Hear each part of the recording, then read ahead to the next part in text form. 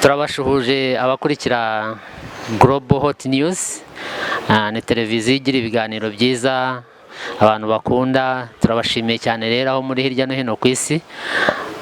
Nahoze ndeba ibihugu abantu bayireba.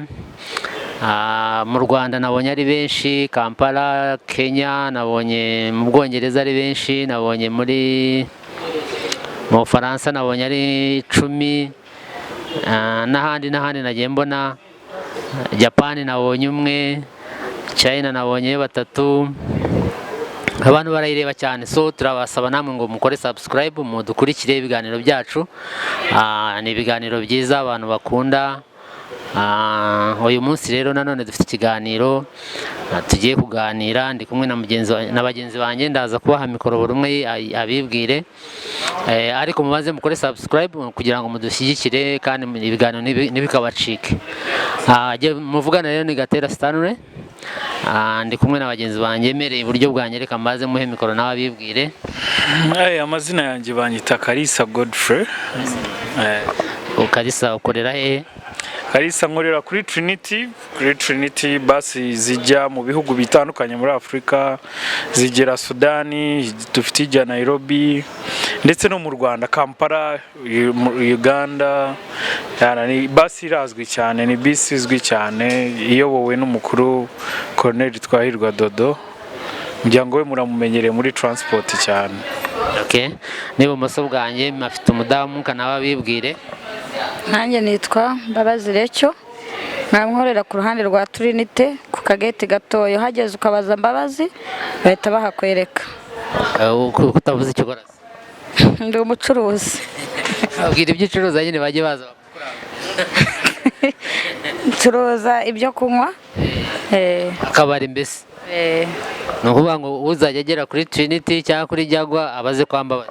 Hazabaze Mbabazi cyangwa Zibamba. Okay, ubwo barabyumvise. Insanganyamatsiko y'uyu munsi tugiye kuganira ku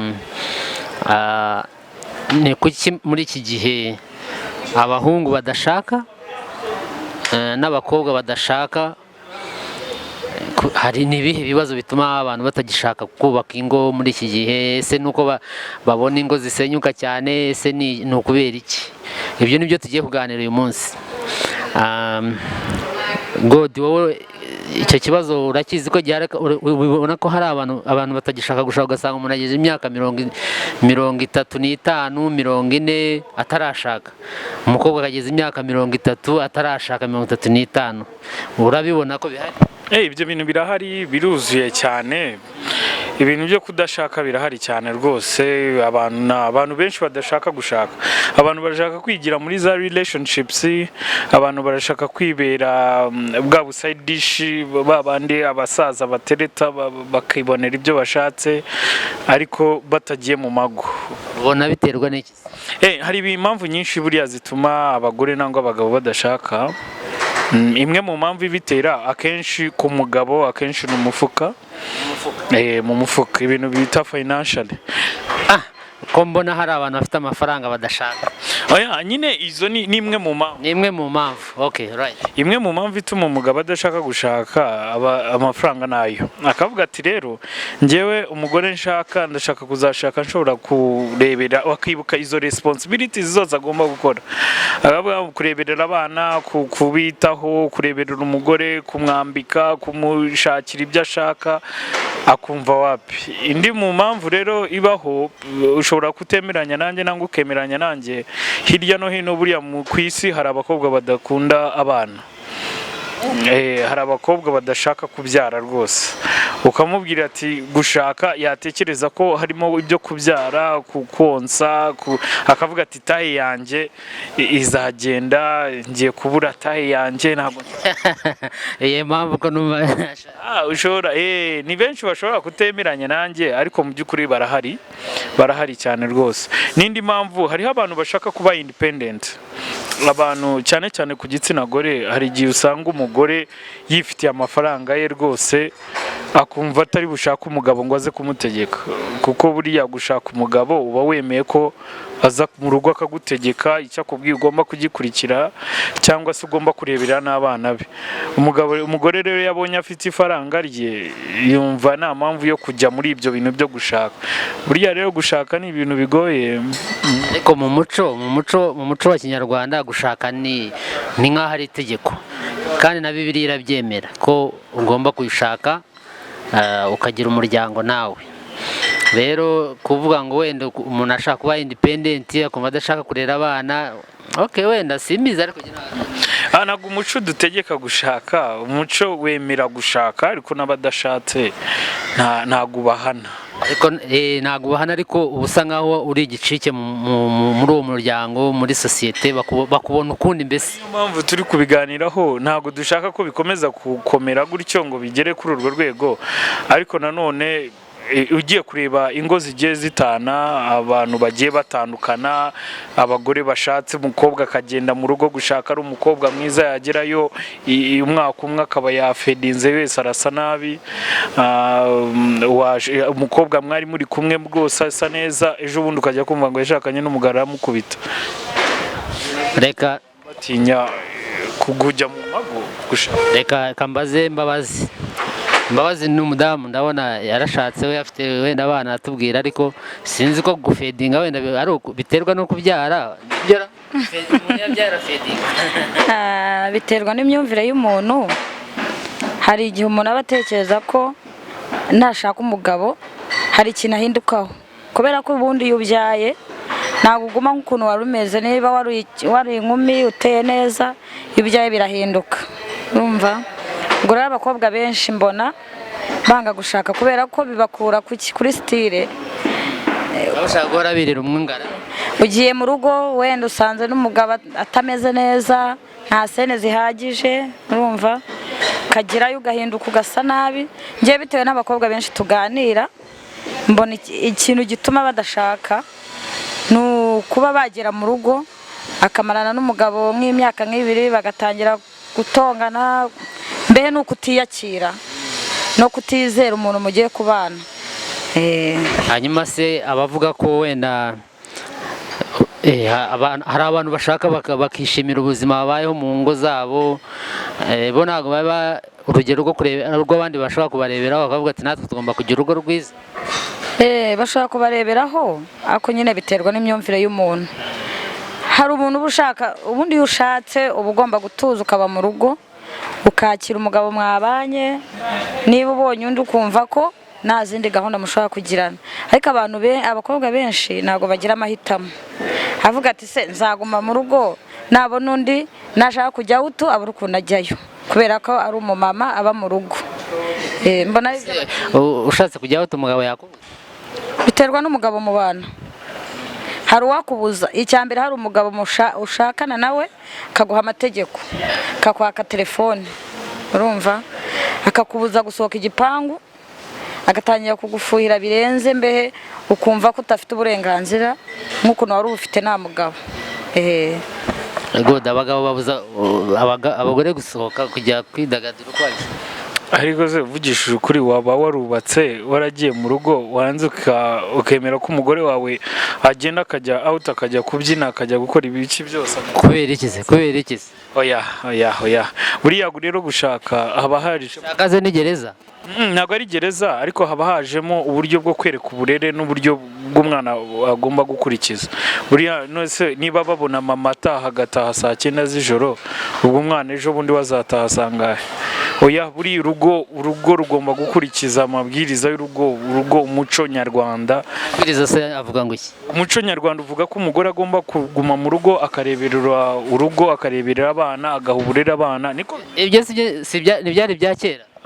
Ntabwo iyo ugiye kuvuga ngo ibyo ubu se bemera ko umugore agomba gusohoka agasiga umugabo agataha. Nyine kera umugore yagumaga mu rugo nk'uko n'uri urimo kubivuga, ariko ubu ngubu umugore ajya gukora akagira akazi, ashaka gutunga urugo, ashobora ibyo byo ndabyemera. Iryo terambere ni ryiza ry'umugore, kwemera umugore gukora, ariko nta terambere ryemera umugore gutaha saa 9 z'ijoro ngo yagiye out. Ntabwo ari ukuvuga saa 9 nose ngiye out nkaza saa 5 saa 6. Ibyo ntabwo atari ibya buri munsi, ibyo nta kibazo kuko n'ingo nyinshi zirabikora. Ntabwo buri gihe birirwa mu rugo, ntabwo barara mu rugo umunsi guhera ku wa mbere kugera ku wa mbere. Hari igihe kibamo nyine cyo kwishimisha, ariko kandi biba byiza iyo usohotse, iyo uri umuntu ufite famiye, iyo usohotse biba byiza gusohokana na famiye yawe, mugasohoka nka famiye. Ntabwo ari ugusohoka ku giti cyawe, ntabwo rega uba ukiri umwe, muba mwarabaye umwe, wowe umugore n'umugabo. Rero nta mpamvu yo gusohoka ngo ugende saa cyenda. Ubuze ugiye gukora iki mu kabari? Ugiye gusangira n'inshuti zanjye. Buri inshuti yawe ya mbere bigomba kuba umugabo. Ariko nshaka kumvikana n'umugabo nawe akambwira ati reka nanjye nigire mu nshuti zanjye nanjye tuze guhurira mu rugo. Ibyo bibaho nk'uko byakumvikana. Buri urugo n'umugabo n'umugore uburyo bumvikanyemo biremewe, ariko nanone ntabwo muba mugomba kwibagirwa abana. Kandi gupatinga ntawe wanze ko mugomba gupatinga, ariko hari limite. Umuntu ufite urugo ntabwo acakara nk'udafite urugo, kandi koko hariho ababa bagishaka kuryoshya. Tugaruke kuri ya nsanganyamatsiko. Hariho ababa bagishaka kuryoshya bakavuga ati ninshaka ntabwo nzaza naha amasaha nshakiye, ntabwo nzaza njya mu kabari ngo nkwe nk'uko ubu ngubu, ntabwo za nshuti zanjye zizancikaho. Ugasanga umuntu aheze muri ibyo ngibyo, ugasanga no gushaka bivuyemo kuko yumva ko kuryoshya. Nyamara ibyo bintu byose byo kuryoshya urabikora, ariko hari igihe bigomba kugarukira.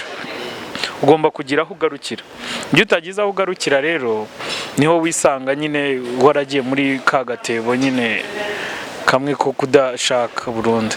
Ariko rero n'ikindi kintu nashaka kuvugaho, urabona hano hanze hari abakobwa beza, ubyemere nangwa ubyange, buriya abagabo benshi, abakobwa beza turabakunda, tugakunda kujyana nabo aho tugiye kureba bagenzi bacu, ariko twaba tugiye kuvuga gushaka ntidushake bo.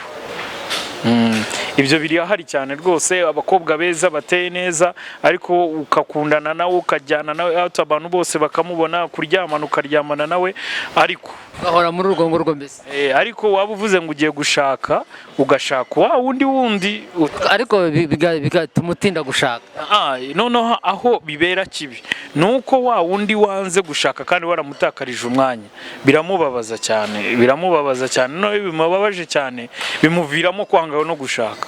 Kavuga ati n'ubundi n'uyu nguyu nukunguka agiye kungenza, agiye kungira gutya, njyane out, akora ibiki, narangiza nyuma ajye gushaka undi. Alright, ariko hari ikintu abantu bavuze ngo eka nta nubwo utuntu nk'utwo mbaba uratuzi twamwe. Ndatuze. Abakobwa se bigenda gute bo baba bashaka tunyuriremo muri make wenda by'abakobwa kugira ngo ahitemo umugabo? Kuko nk'abahungu bavuga ati ninjyana umukobwa mu rugo bwa mbere nkabona naga amfashije gusasa uburiri, nkabona naga ankoreye isuku mu nzu, atungo wapi. Abakobwa bo bareba iki? Jewe nkurikije nk'abo mbona mbere, ariko ntago ari njye, kuri njye ntago ari byo nkunda. Ibyo numva mbona abakobwa bakunda amafaranga.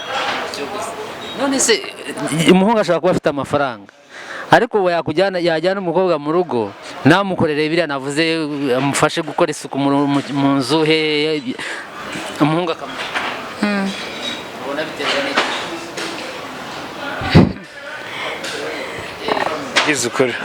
Reka mbabwize ukuri rero, abantu bose bagiye gushaka ntabwo tuba tugiye gushaka umukozi wo mu rugo. Uba ugiye gushaka umugore wawe ukunda, umugore muzumvikana, umugore muzashyira hamwe mukajya inama. Rero wishaka kureba umugore ugiye gushaka ngo umurebemo umukozi wo mu rugo. Hoya, umugore wamubonye mu rukundo ukamubonamo ukuri, nta mpamvu yo kumwanga ngo nuko adasasa uburiri, ngo nagasasa uburiri yaho. None se go muraryanye murabyutse ntago agufashije gusasa uburiri, ngo koko umunsi umukozi azaba adahari bizagenda? Ibyo nabyo mubitekereza, ariko nanone ubushoboye wabikora, wabusasa. Ubushashe se byagukuraho iki? Wese kujya atabusasa. Nyine urabona buriya bintu byose no kugena mubyubakana. Nyine ibyo nakubwiye, ntabwo buriya umugore ari umukozi. Umugore ni umugore. Hari ibyo umugore agomba gukora. Hari akazi buriya baravuga ngo inka irabira imfizi ikivuga, n'isakira irabika inkoko igateteza. Hari ibintu nyine Imana yaremye akazi umugabo agomba gukora n'akazi umugore agomba gukora. ibyo nibyo ndabyemera rwose. Hari ibyo umugore aba akwiye gukora, hari n'ibyo ese umugabo ntago ari ngombwa ngo umugore niba umubonamo ukuri, umugore ukamubonamo ubwenge, ukamubonamo ibitekerezo bizima, ukabona afite urukundo rwa nyarwo atari urukundo rwo gushakisha, ntago wamwanga ngo nuko atashasha uburiri. Guteka wenda byo ni kimwe mu bintu umugore akwiye gukora pe, ibyo byo ndabyemera cyane rwose, kuko buriya umugore ntago ari umugore w'inzara, ntago ari uwo mugore w'ingoyi na makeups bakora buri gihe. Oya, umugore buriya ni umugore uteka akamenya iby'urugo. Ariko rero niba umubonamo ibindi byose, ukamubonamo urukundo, ukamubonamo ukuri, ukamubonamo ibitekerezo bizima, ni ukuvuga ngo muba mushobora no kwicara ukamubwira ati ariko rero gutya na gutya ibingibi ukwiye kuzaza ubikora, ntago nzaza nsasa uburiri buri gihe. Buriya hari n'uburyo ubikora mu buryo bwo kumwigisha. Uyu munsi ni ubusasa, ukabona ejo ntabyo akoze, umubwira ati ariko uburiri uzaza ubusasa nitubyuka, aya mashuka uzajya uyahindura n'inzu. Ariko ntago ari umugore, ntago bamufata uzajya uhora umubwira buri gihe. Okay, ibyo reka tube tubishyize ku ruhande. Kurambagiza urabizi? Kurambagiza ndabizi. Uzi iki? Ni ugushakisha umugore, sibyo?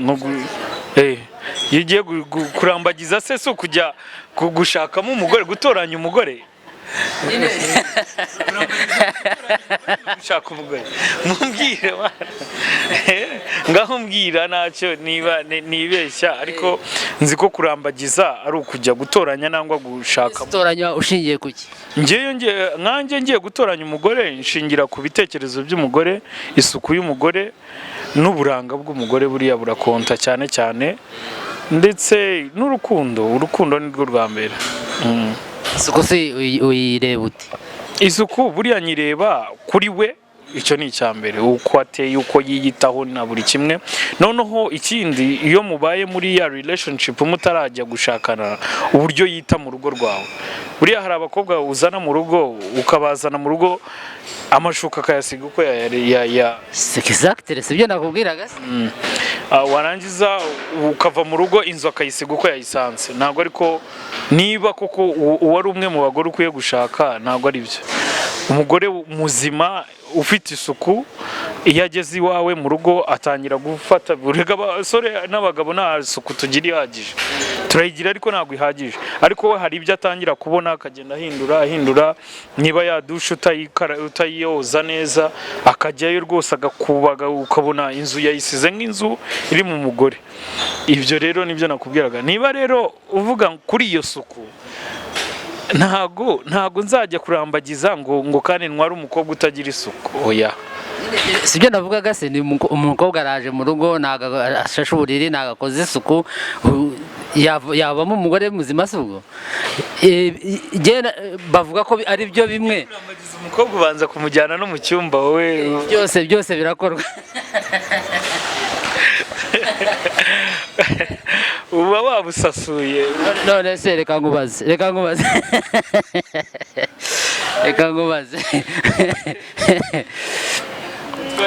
ubwo se rebe niba ari busigurira bushashe. Oya, hari ibintu nyine ugomba gutega umugore ukavuga uti ndebe sura agasiga atabushashe, ubwo wowe ntabwo aba akorifayinze kuba umugore. kandi wamugejeje mu buriri. Ayiwe, murabusasura cyangwa muraryama? ubwo hari ugusasura wese. Tubwira abagore bo, twebwe twumvisha ko abagabo hari ibintu tugenderaho nyine, ukareba ko afite isuku, ukareba ko ashobora guteka, ukareba. Abakobwa guhitamo umugabo bahitamo Mwana yanjye, aho biterwa n'uwo ari we, kubera kuko nahitamo siko mugenzi wanjye yahitamo. Ngiye guhitamo nashingira aya uburanga gutese. Sara umuhungu mwiza ubaho.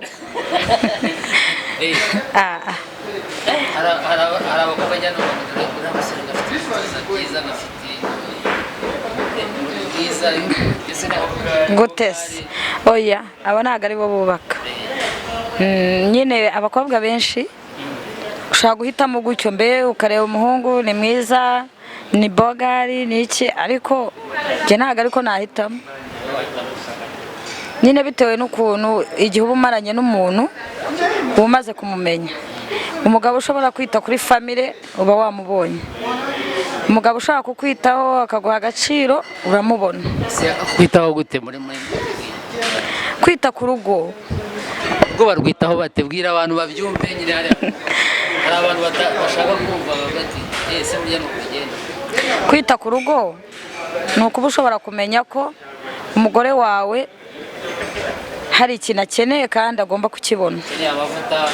Akeneye amavuta, akeneye gusa neza, kwambara neza, ajya muri saro ugasa neza. Niyo waba udafite ubushobozi ariko hari ibyo ushobora nk'umugabo mu rugo, ntabwo wabura ubushobozi bufasha umugore wawe mubana mu nzu. Ko hari abasore njya mbona bafite ikofi akajyana umukobwa muri saro, imisatsi bakayikora, bagasohoka bakarya agasere, ariko yamubwira ngo tugiye gukora ubukwe akavuga ati njye ntabwo ndi tayari gukora. Nyine uwo nguwo aba ashaka kuryosa, ntabwo aba ashaka gushaka umugore ngo babane bubake, mbehe n'uwo kuryoshya gusa. Uba warahisemo nabi. Wigeze kuvuga ngo ikofi umuntu ufite ifaranga, umuhungu wese ufite ifaranga yabona umugore ashaka? Oya, ushaka kutamubona kubera ko hari umukobwa udakunda ikofi, ukunda umugabo gusa umuha amahoro. God, ufite ikofi wabona umugore ushaka? Imana yame ni ukuri nkubwije ukuri mfite amafaranga pe sha nta mugore wananira.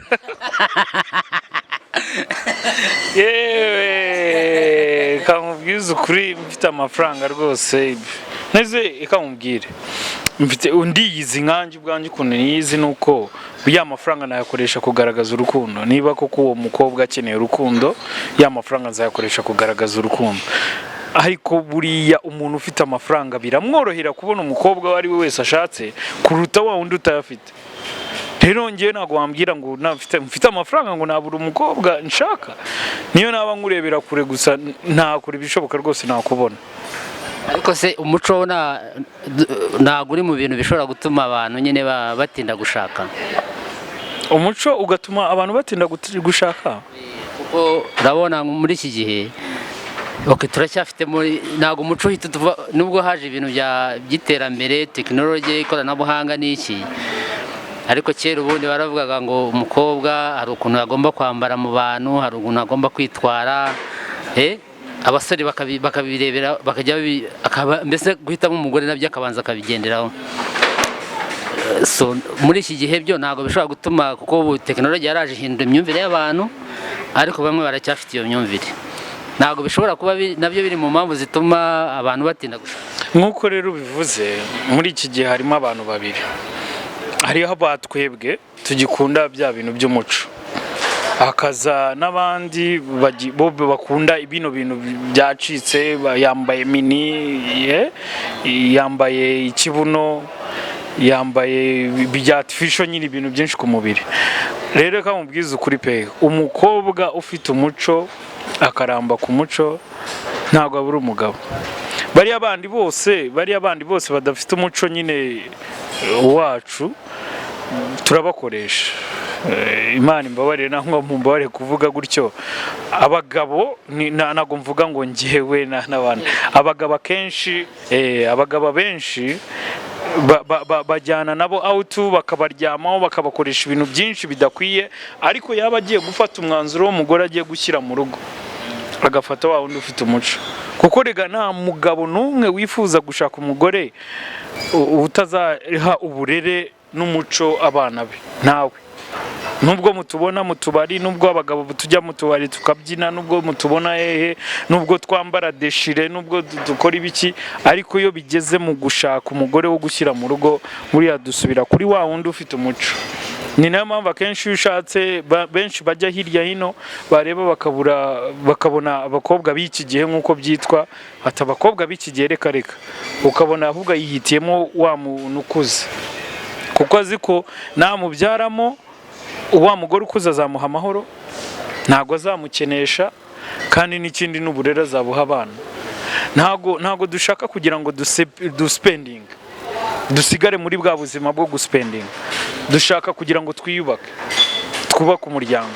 Rero ibyo abakobwa bagiye babimenya bakagiye. Wari ukitubwira ko hari imyaka abantu bageraho byo gupatinga bakabireka, tugera no ku abantu ingeso nyine, umuntu arebuzwa telefone y'undi amubuza amahoro. Ari byo ni bimwe nyine mu bibuza abantu gushaka. Hari ibindi wowe wumva utekereza byaba biri mu mpamvu zituma abantu badashaka? No kutagira ibanga.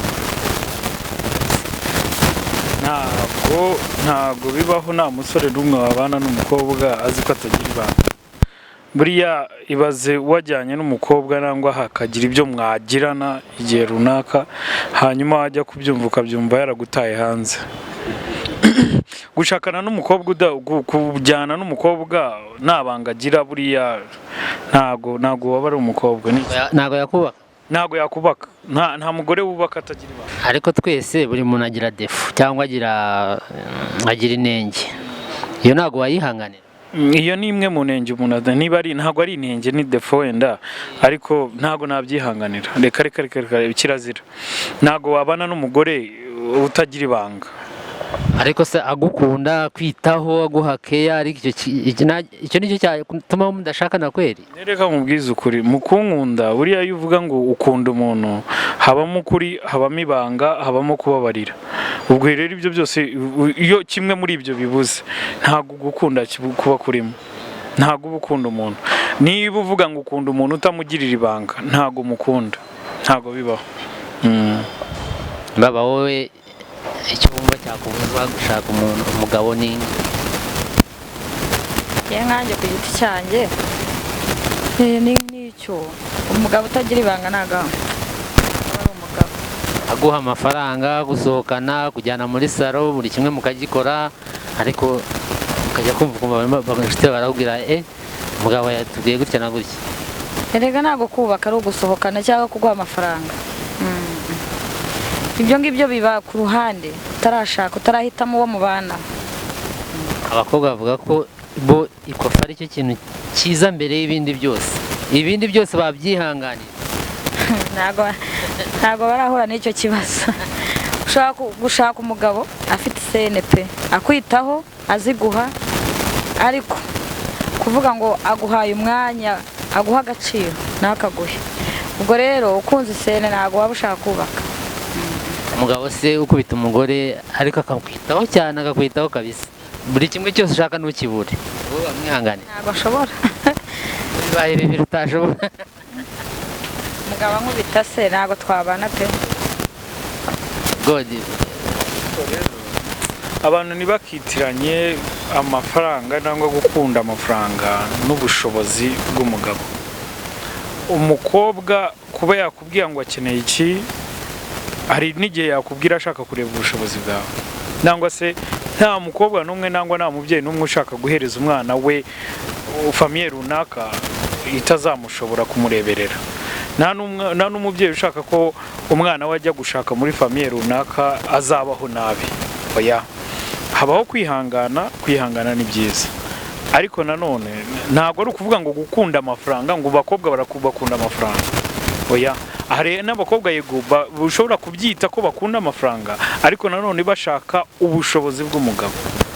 Nta muntu n'umwe kuri iyi si ushaka kujya mu rugo azi ko azabaho nabi. Oya, yego kwihangana, ushobora kuba ukunda umuntu ukavuga ati uyu turaza kugerageza tuguraguze dukora iki, kuko hari ubushobozi runaka umubonamo, ukavuga ati wenda dushaka kubaho nabi muri iki gihe runaka, ariko uyu mugabo ndamubonamo ubushobozi n'ubushake no gukora. Uyu ni umugabo ukora. Hano hakaza na wa wundi we rwose wa wundi bakunze kwita ngo nimbwa.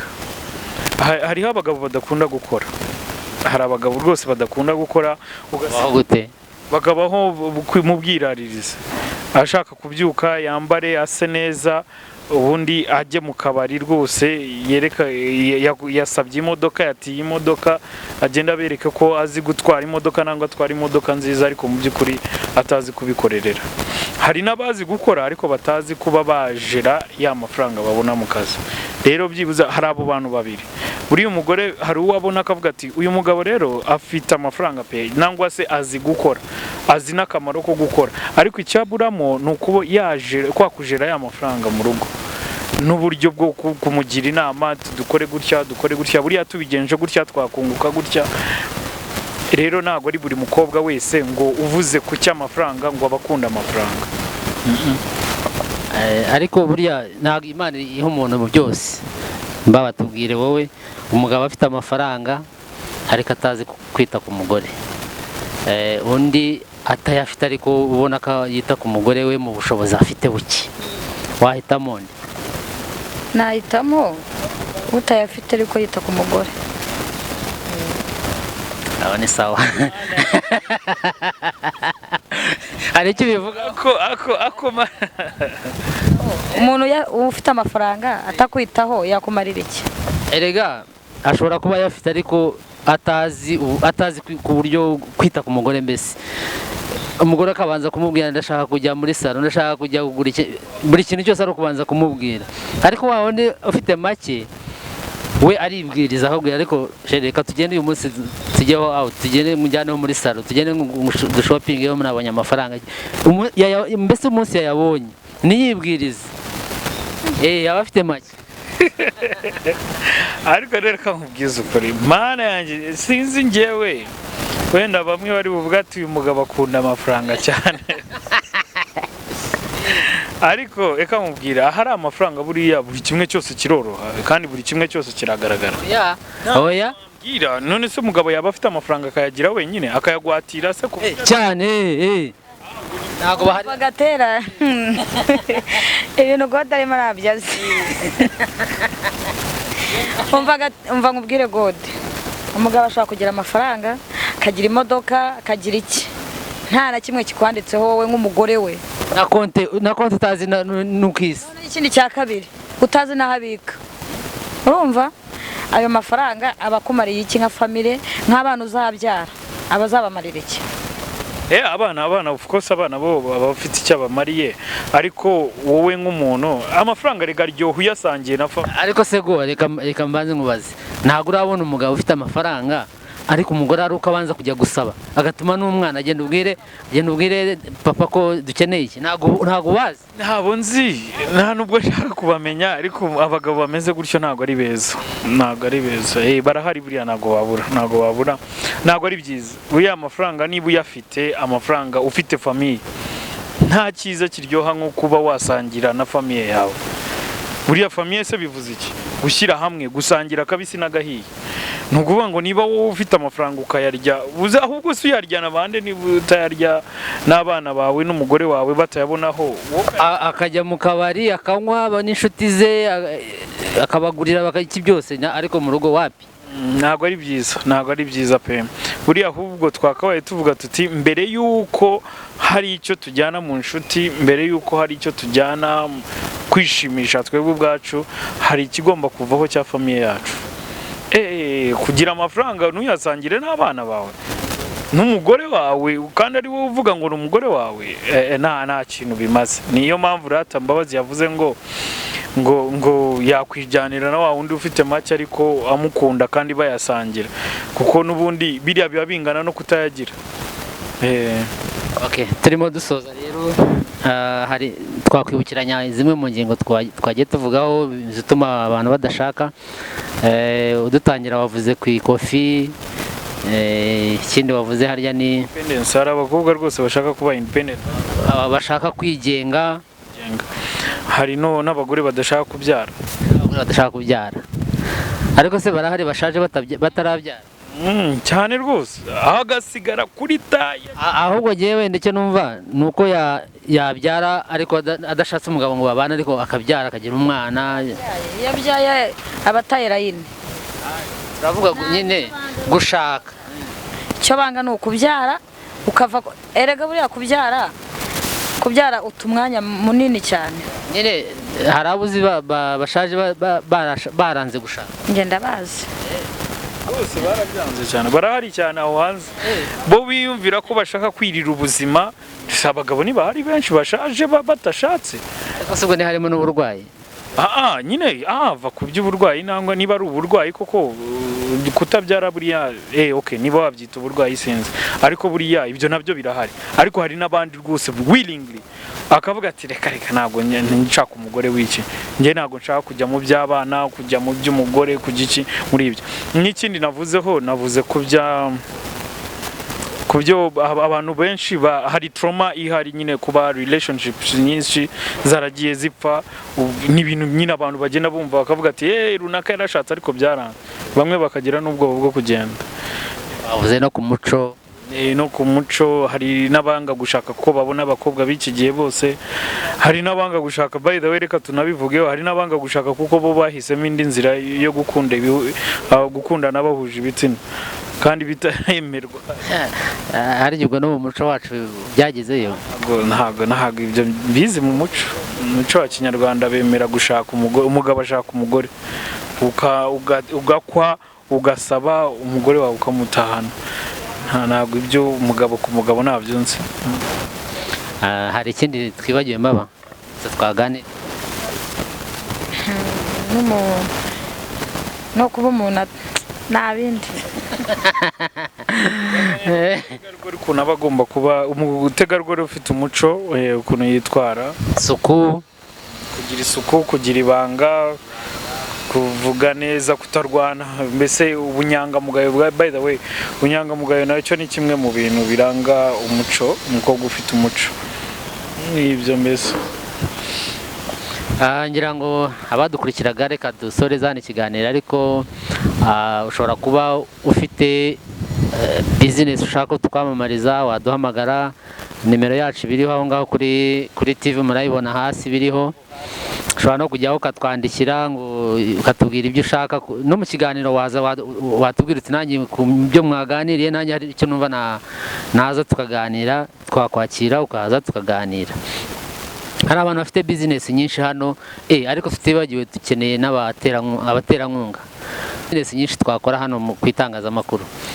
Abandi bafite ibyo mwamamaza, waba ufite akabari, waba ufite hoteli, waba ufite bondi ugurisha imodoka, waba ufite gym, waba ufite izindi business nk'izi. Zirahari businesses zirahari. Nushaka kuba ufite akaduka kawe, hari abakiriya ushaka, nta kibazo. Kandi n'ikindi twebwe duherereye mu bihugu bigiye bitandukanye, kandi tuvuga indimi zigiye zitandukanye hano kuri Global Hot News. Hari igihe dukora ikiganiro mu Kigande, hari igihe dukora mu Cyongereza, hari igihe dukora mu Kinyarwanda. Ejo bundi uzajya kubona ubone tuvuze no mu Cyarabu. N'abarabu hano barahari benshi nabo twaganira nabo bamugani. Rero reka tubashimire, ariko nimwibagirwe gukora subscribe no gukora share, musharinge, murikinge, comments muzishyireho, mutubwire mu byo mwaganiriye mwibagiwe iki, cyangwa mushaka kudushima mukatugaya, utaha mwavuze nabi, mwavuze neza, byose turabyakira. No kutwongera ubwenge ni byinshi. Kariya ka like.